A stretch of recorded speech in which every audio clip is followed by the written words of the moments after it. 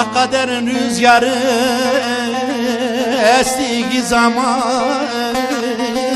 alıp götürüyor, eşya kasıyor.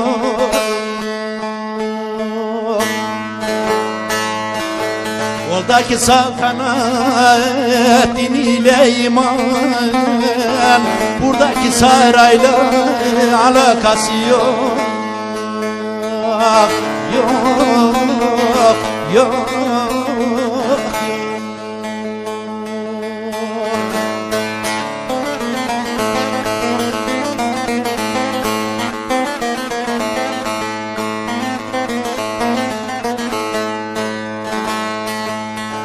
Soruyorlar bu adamın nesi var?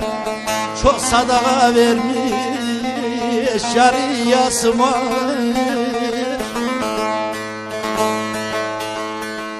Bir dolmuş gidiyor, tek yolcusu var.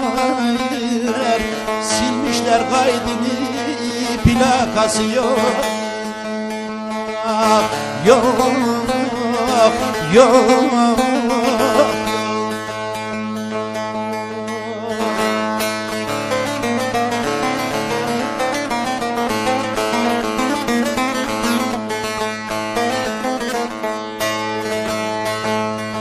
Ah oturup da yolla bir anlık, o da bence orada olsun insanlık. Beyaz bezden giydirmişler bayramlık,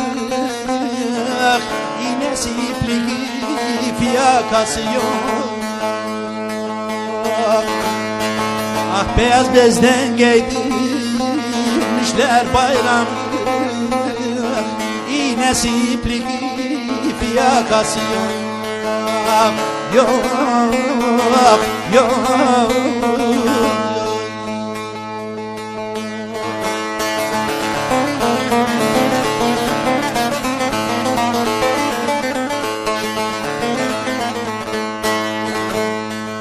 Ah derya mı der burada hayat bitiyor, nice dert üstüne dertler artıyor.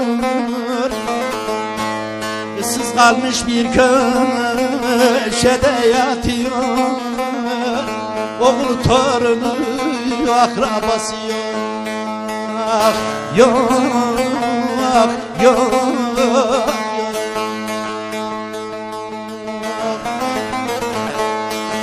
Ağırsız kalmış bir köşede yatıyor,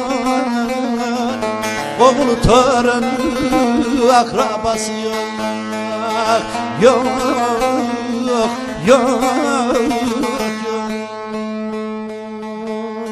yok.